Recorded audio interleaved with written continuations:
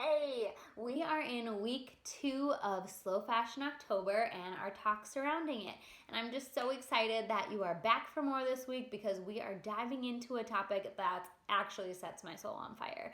We are talking about the bigger picture and the role that sustainable fashion can play in improving the health of our lives and the health of our world. So, today we are going to be digging into how slow fashion contributes to our personal health, how slow fashion contributes to the health of our world and our climate, and the missing link that's keeping our world from making big moves towards a healthier environment. So let's dive right in. First off, how can sustainable fashion contribute to our personal health? Oh, believe me, we are going to get into it. It's interesting because other slow movements like the slow food movement and the slow beauty movement have really taken off, way more than slow fashion. And although that's really exciting, it's got people thinking, why not slow fashion?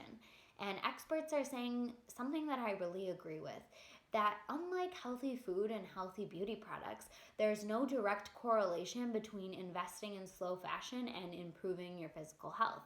So consumers will spend more money on things like food and beauty products than their clothing, which makes sense, right? We have a finite amount of money to spend and we want to prioritize it on the most important things. But the piece that's being missed in this mindset is the other pieces of health that are harder to measure and therefore often overlooked, and that is emotional and mental health. Now, I'm not over here saying that you can buy your way to mental health, but I am saying that our clothing plays a really big role in our environment, which 100% contributes to our mental and emotional health. Are you following me here? How does clothing play a role in our mental and emotional health, you ask? Well, we are going to break it down, and here's a few ways. First, reducing clutter gives us mental clarity. Our closets are a big place where clutter hangs out. When you wake up every morning and open an overly full closet with so many options, you run into decision fatigue, which, by the way, is totally real. And our lives are cluttered with so many decisions every day that just empty and deplete us. And one decision that we should have made really easy for us is, how are we going to show up every day?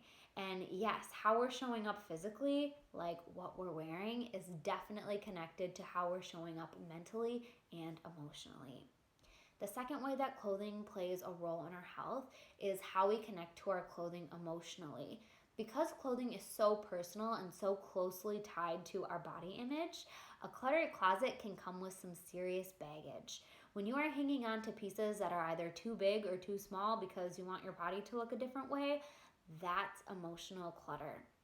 When you have a closet full of skinny jeans that were supposed to make your butt look smaller, but instead just leave you feeling constricted and uncomfortable, that's emotional clutter. When you have baggy sweats that you throw on because you don't feel worth investing in that day, that's emotional clutter. Are we connecting the dots here?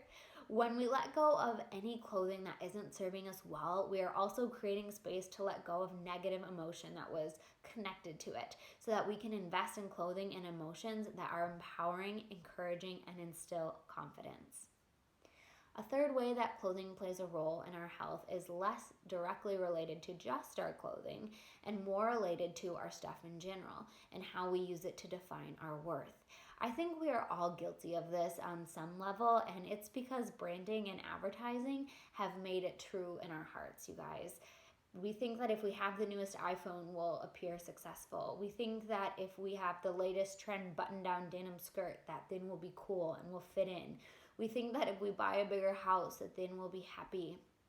And this desire and demand to buy happiness, and really more than happiness, but to buy our self-worth, keeps us consuming faster and faster and controls how we're spending our money and our time. I talk a lot about how our clothing can improve our health, so if you are excited about this, comment and tell me what you'd like to hear more about. Okay, the second topic we're diving into is how slow fashion contributes to the health of our world and our climate. And if I'm honest, I think this is kind of self-explanatory by now. The problem is that it's so much more involved than we even know. From the pesticides used to grow the cotton and the chemicals used to make the polyester for our favorite tea, to the waterways that were polluted in dyeing it, to the moms that are working in the factories and not making enough money to feed their families, to the trees that were cut down and the plastic that will fill the ocean from the packaging used to ship it, to the emissions from transportation, to the shirt itself sitting in a landfill after you're done with it. If that's depressing to you, feel that for a minute. Let that sink in. But try not to dwell on it too much, because in the next couple of weeks, we're diving into how you can stop contributing to this cycle and start consuming more mindfully. Which brings us to our third topic that we're covering today, the missing link that's keeping our world from making big moves for a healthier environment. And it's really simple, you guys. Are you ready to hear the thing that we're not doing that we really need to be doing? Voting with our dollar. Kristen Wong hit the nail on the head in her article in the New York Times, How to Be a More Conscious Consumer Even If You're on a Budget, which I've linked it in the comments. It's a really good read. She writes, most of us financially support companies we might not necessarily support socially, ethically, or philosophically. And I don't think that could be more true. Think about it. Where are you spending your money? Do you know what these companies stand for? This is a way of thinking that most of us haven't spent much time wrapping our minds around, but it's a biggie because I believe that we can change the course of our climate and improve the health of our planet by changing consumer expectations and demands. Currently, as a society, we're putting a lot of pressure on our leaders to shape up and fix the environmental crisis. And I do not disagree that that needs to happen, but I think it's more than that. We can't simply vote our way to a healthier environment, and here's why. I don't pretend to know what's in the mind, hearts, and pocketbooks of our politicians, but I do know that there's a lot of special interests there. And as consumers, we have the power to change the way we consume. That's why I think we have so much more control and so much more power when we're using our dollars to vote. We can demand change from companies and what we expect them to be providing for us. A perfect example of this is in 2017, Walmart was the largest organic retailer in North America. Isn't that cool? It's because the consumers demanded it, you guys. So we are going to be getting into the nitty-gritty of how you can start making change and voting for your dollar in the next couple of weeks, voting with your dollar in the next couple of weeks. But this week, I just really wanted to get you asking the hard questions when it comes to your purchases and sustainability. Are you voting with your dollar? Do you know how the products you use every day were made? Are you happy and do you use everything you own? What motivates you to purchase something new? What factors do you consider before you buy?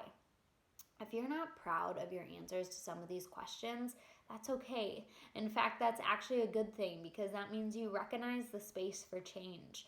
I am definitely not proud of my answers to all of these questions, but I'm making imperfect progress every day to get myself to a place where I am.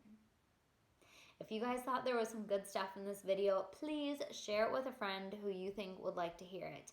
And make sure you're following 956 Studio on Instagram to not only get a peek behind the scenes of an ethical, sustainable small batch clothing label, but also to see how this rural Midwest gal is navigating living her own slow and mindful lifestyle. See you guys next week to dig a little bit deeper into the reasons you might not be making moves towards slow fashion and some things you can do to change it.